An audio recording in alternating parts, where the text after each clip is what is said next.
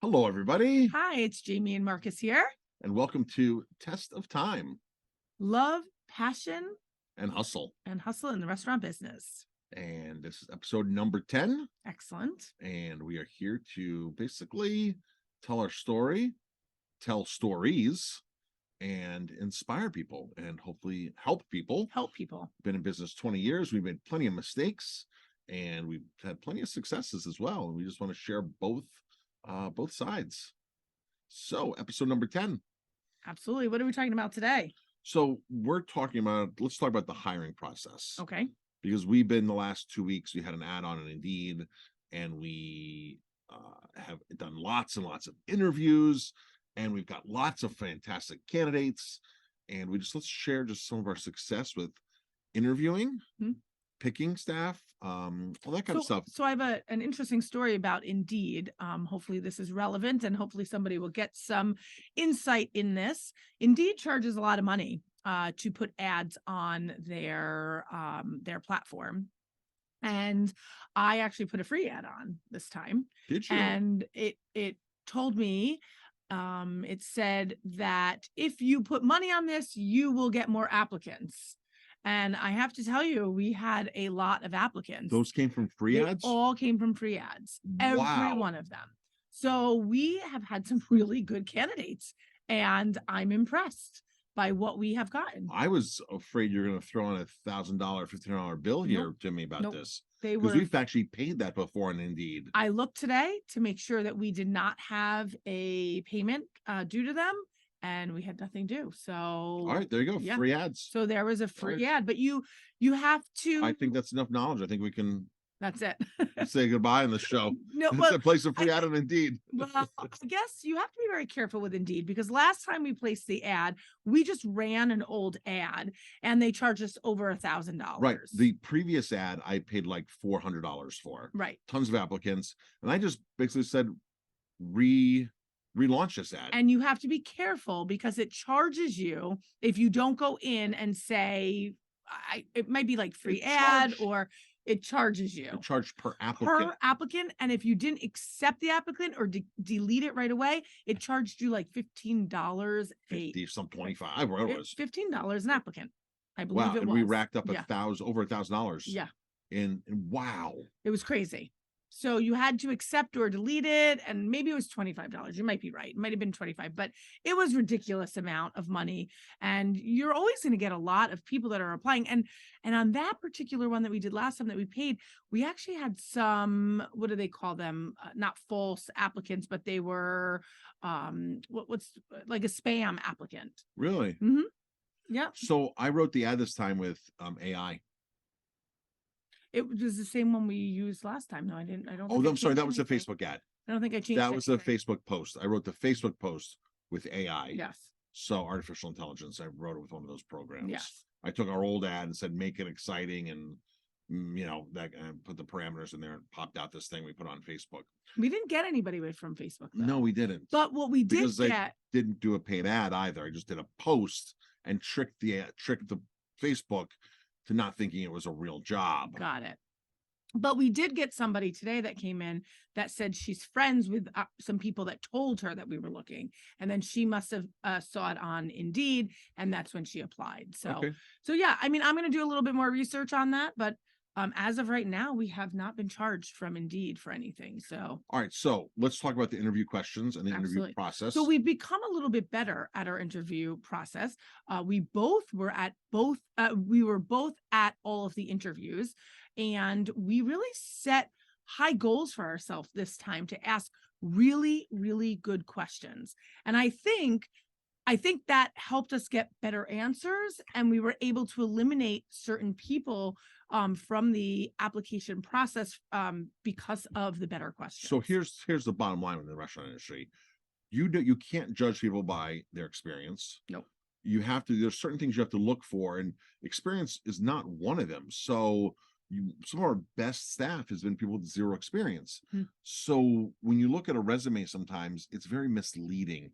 And typically resumes are to how do I want to say this? Hype up a person. Hype up. I mean, that's what a resume is there for. Hype up people's jobs and hide their failures. Right. right? But you have to bring out their failures, maybe not a failure, but things that they want to improve upon in an interview. And so you have to ask the right questions to get to that point. So many years ago, we saw Bill Glazer speak, and it was Yes. all about staffing and how to back people into the corner.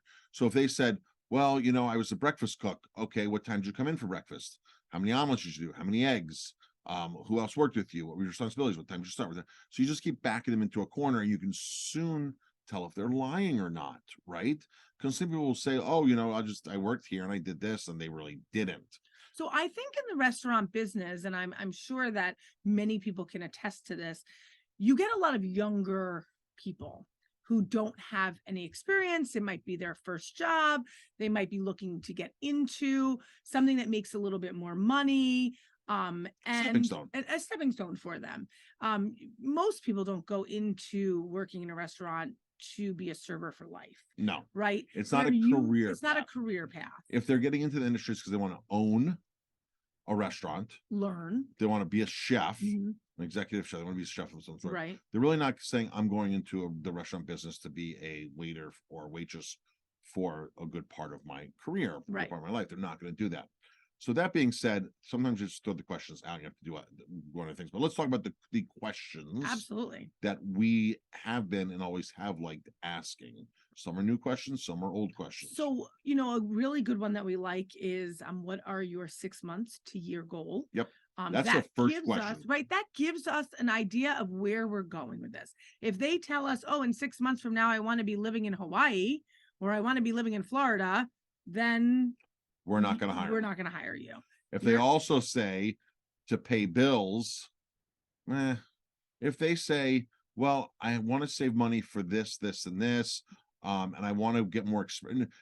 That question right there, the way they articulate that question can really tell the longevity you're going to get out of them and their drive and motivation and ambition. And if they say, well, I don't really have any goals, you have to wonder, why don't they have goals, right? Right. You have to wonder that question. So it leads into a lot of other questions, which we keep going on.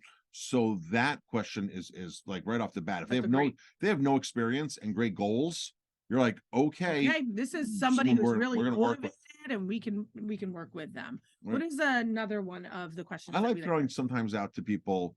Tell me about the last time you left work job without 2 weeks notice. Right. And it throws them off guard. Yep. And they typically answer like, oh, well, this and this and this happened. You're like, okay. Or when I call your boss, what would they say about you? What do your previous boss? Right. So then we start a series of questions. Tell us about your boss. Tell us about what you did last time. Tell us about tell us about your last job. Mm-hmm.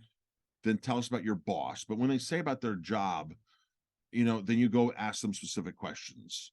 And then you say, I like to say, what was one thing you admired about a stronger peer of yours? Mm-hmm. Like describe a stronger peer and how you looked up to them. If you were going back to work there, what would you change? What would you do differently? What would you do different? Mm-hmm. And we usually wrap that up at the end of the series of questions of like an employer. So we do that. I mean, there's so many questions you can ask, right? So we ask. But the biggest thing we found out though is that you have to be prepared and you have to prepare questions, because if you go in without having questions prepared, you're setting yourself up for failure too. Right. You don't have to use our questions. Right. You don't have to use our questions. You can use any questions you want. But these are to trigger your brain. And right. So we ask what they did there, this and that. They ask how you liked your boss. What was one thing you liked about your boss? I like to ask, what was one way they showed appreciation? Yes.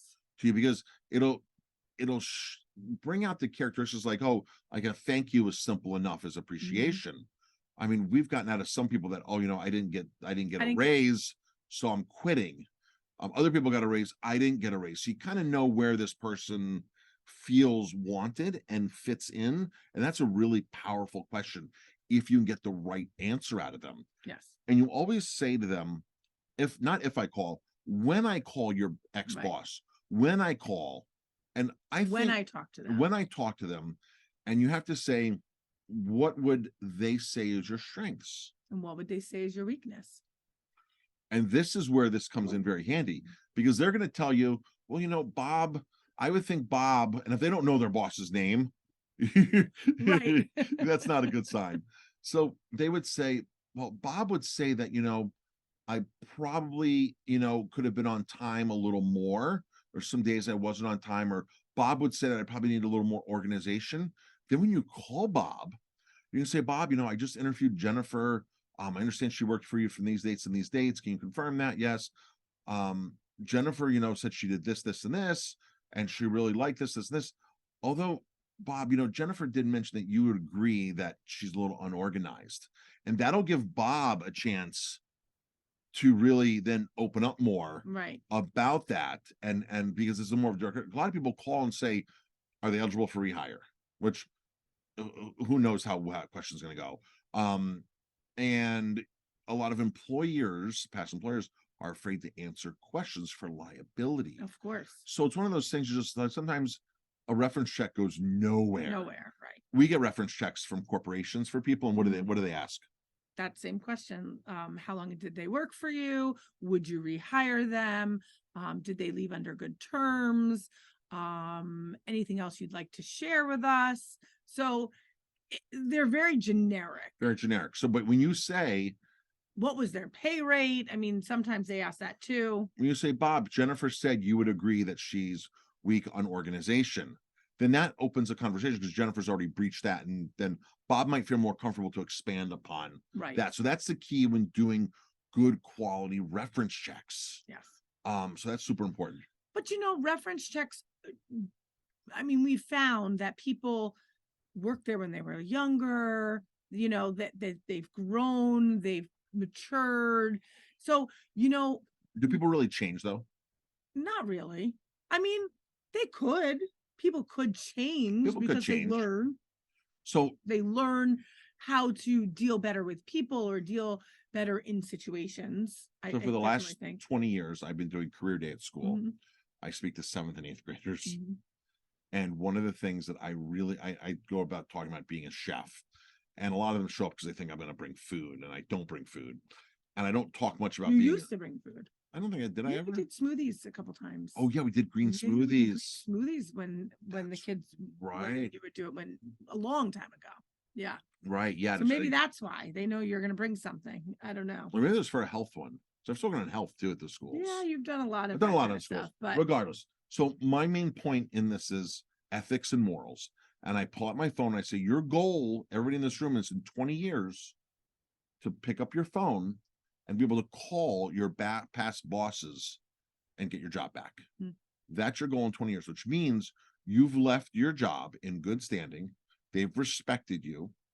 And then you're on good standing. Right. They'll hire you back. So there's never an issue about getting a bad reference, about, there's no, and I understand you're going to work for some bosses that are total jerks. I tell them that's part of the game, but you're going to encounter another jerk along the way. Doesn't mean that you have to be a jerk. And ultimately it's your fault for staying and working with them if they're taking advantage of you, not paying you enough, making you work off the clock. Some kind of that's your fault for staying there. You don't have to stay under those conditions. You're just as much to blame as them now. So, another question you really like to ask is about what books have you read? What have you listened to? What are your hobbies outside of work? That kind of gives you another perspective on the person. Because if they say, well, I don't do anything, what do they do all day when they're not working? So here to that, I don't do anything. Well, describe what your day is like of doing nothing. Well, I get up and I do this. Oh, so you're doing something. So now tell me, because people. Or I sit and play video games. I really like to be on video games. So because people are they motivated, right? That's gonna trigger a lot of questions in your head. People will say they do nothing, or I don't know. Like, what is your weaknesses? I don't know. So then you ask them, what do you not like doing professionally of your job? I don't like doing that. And then there might be a correlation with them not liking doing that, what they're not good at, or they need improvement upon, and say, do you need an improvement upon that? Would that be so? You have to keep asking better questions to get better answers and keep just going in on them. So one of the things we like to too, the question is, out of the jobs you've had, what do you like to do professionally out of all these jobs? And that's where you're going to find out they have other skills and talents. And you're like, well, gee, you know what? I really need someone to post on social media and they love taking pictures and writing. Mhm. Right. So you're always going to get other things from people, and maybe they're not going to fit the server position or the buster position or whatever the position you're looking for, but maybe they'll fit another position within your organization. Right. You can say, hey, one day a week, I can have you do this in the office. Yep. You interested? And then I say, yeah, I'm totally interested in doing that one day a week. And then you can find out. And so You get a good energy from people. And I think energy is a really good. I want to talk about that last. last? I want to Okay, talk about that you last. got it. Yeah. Perfect. So then we ask them, what do you like doing non-professionally? Right? What are some of your hobbies? So we say in the non-professional realm, what do you like doing? Right. You know, do you like hiking? Do you what? So now open up with that and tell us about that. And that, if you ask those questions in the beginning, you'll open them up and they'll relax Mhm. and they'll be able to answer questions better, and you'll see a more real them as opposed to somebody who's sitting there the other side, They're like waiting nervous. for questions, and they're getting fired away at, and they're like, oh my gosh, open them up right away. Open them up, let them talk about what they like. People love to talk, even if they're not qualified for the position, they're going to flow more They comfortably, like to and talk they're about going to, things that interest them. yes, exactly. Absolutely. Now, with all this being said, you can have the best formula. You can ask the best questions. You can take the best notes. You can take 20 candidates. You can narrow it down to 3 based on paper. What overrides all that Their work ethic when they come in and try it out a night. before that, before they even get to that point? Are you talking about the videos? Nope. But I don't know. You were going there. Oh, energy. Yeah. Oh, well, you said that was going to be last. Well, so okay, that's now. So I thought, okay, maybe we're not done, but okay. So energy. I think when a person walks in a room, at least for me, I feel a lot of energy, and I feel positive and negative, and I feel if they're going to be a good fit or a bad fit pretty quickly. And I could probably tell you that if you do a quick phone interview with them before they come in, and ask them a couple of good questions, you're going to find out a lot of stuff. You're going to find out if you think they would be a good fit for your position that you're hiring for. But then when they walk in the door, you're going to see a lot more, right? You're going to feel a lot more. You're going to be able to get a little bit more from them. And energy, I think, is extremely important. I think, you want people that are going to smile.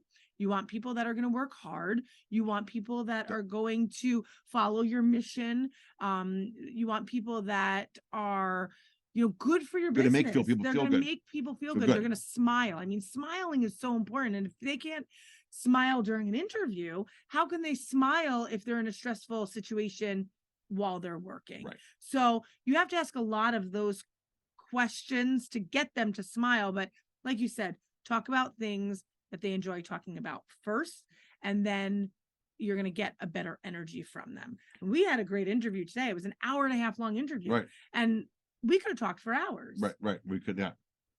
And no restaurant experience, but hired. Yes. Well, coming into the next level. Well, coming into the next level, because we have a couple of different levels, right, before you're actually hired and put on the schedule full time. So back to this feel good energy about somebody. Yeah. Basically your emotional intelligence. Mm-hmm. So years ago, a gentleman walked in here and I filled an application. He said to me, he goes, I just have to be honest with you. Oh yeah. I just got out of prison, did 20 years or 22 years, accessory to murder. And like that would make most employers like, whoa. I can't hire that person. We hired him. We sure did. And he worked for us for a year. Mm-hmm. Went on to open his own business. Mm-hmm. He still comes in. And he thanks us every single day for the opportunity. Every time. Literally got off of the bus, right out of prison, came because he needed a job. And he came to us and told us a story. And that was extremely, extremely. It's hard for him. Yeah, it was hard for him. It's hard for him. But the employers are going to find it anyway, right? Because of the prison's local. I mean, it was a small town. Did we ever I never felt uncomfortable never felt around unsafe. Him. Never, ever. One of the kindest, softest guy. Yep. And he told us the truth. Wrong place, wrong time. We had 2 kids, young kids at the restaurant at the time. Our kids were maybe 8 and 6 or something, 7 and 5. And But felt the energy was you felt his energy. You 100%. felt his energy, and you're like, wow, like okay, so there you go. Yeah. So let's give him a shot, and he worked out great. And we've So also had other employees that come in and they just will do anything to work. they'll do anything. They'll do anything. And that's a good employee too, It's because a good sign. it's a good sign they need to work, they need a job. And that has been one of our best employees as well. This, without a doubt, is the most challenging thing in the industry, especially the restaurant industry. Hiring staff, interviewing, asking the right questions, getting the people just to show up for an interview. Yeah, this has been a good week streak, for us. good streak. People are showing up, they're looking for jobs. Now the next part is getting them in to try it out and seeing if they show up for things like that. So we always ask about initiative. Initiative is huge. When you say this, what would your ex-boss say about you when we called him? What would Bob say about you, Jennifer? What would he say about your tardiness on time? What would he say about your initiative?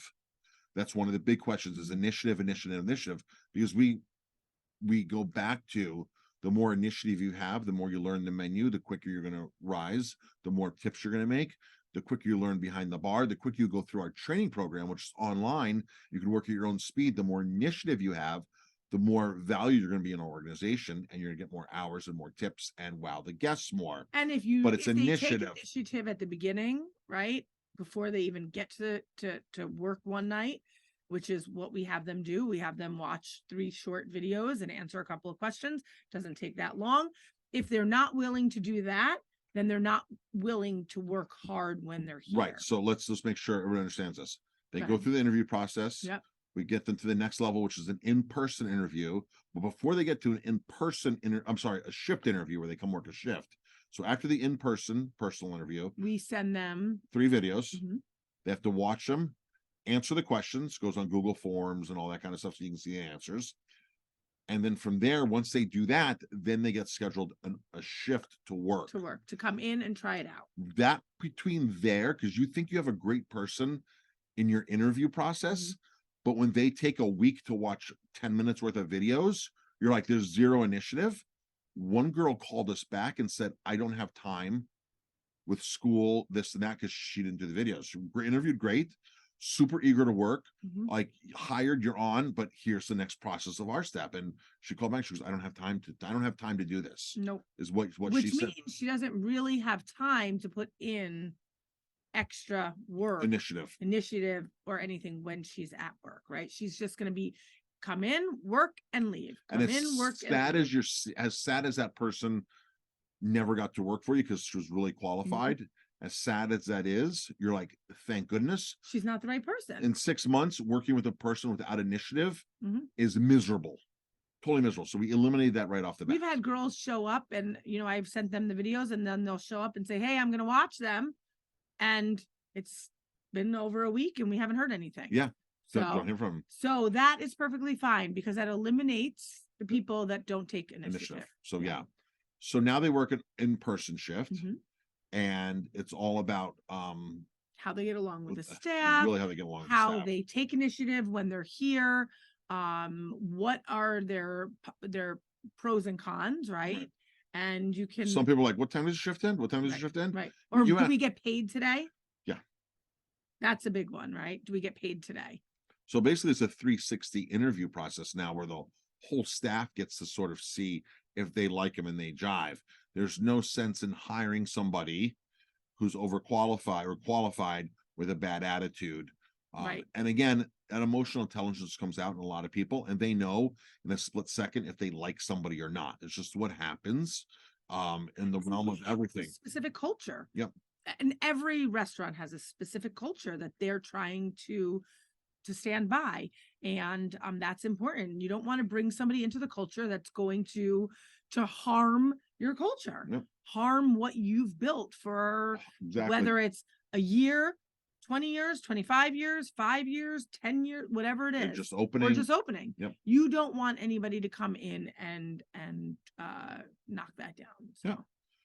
I think we did a lot on this. I know that was great. We spent about, I don't know, 25 minutes, almost 30 minutes on this. It's probably the longest episode so far, but it's so important. We can do follow-up episodes on hiring staff and training staff. Train. Never stop training. Training is something you do, not something you did. All right. All right. So if you're interested, you can go to 50 Mistake. Is it 50 Mistakes? They go to 50mistakes.com 50mistakes.com or Restaurant Growth Secrets there you go. University.com. And there's lots of really good information out there. Check out our podcasts. And We're still shipping out the free book. oh, are we? Yeah, Okay, good. 50 mistakes. We sent a few out just recently. 50mistakes.com will get you the book. Yes. 50 mistakes that business owners make geared towards the restaurant industry. They can buy that also You can buy it on Amazon for 30 bucks or Yep. something. The new book is one like literally a day away from print. Awesome. ISBN number, barcodes in, the copyright stuff Cool. is done. All that's done. The back cover is getting formulated right now. Nice. And that'll be the book. Once it goes to print, it'll be here in 2 weeks. Awesome. Everyone still has to eat. Yes. How What we learned through the pandemic. Yep. How we So. prospered through the pandemic. I didn't. Is my name on the book? Of course it is. Okay, good. I haven't seen the cover. You haven't seen the cover? No. Your name's on the book. I've been working on it for years. It Just feels kidding. like it. The back feels cover, like the years, picture on the back, Yeah. is a picture of both of us. Oh, nice. The one we use, our press picture. Nice. So I finally have a book that will be published with Yes. my name on it. Yes. Excellent. So thank you for watching Test of Time, Love, Passion, And hustle. in the restaurant business. All right, folks. Thanks very much.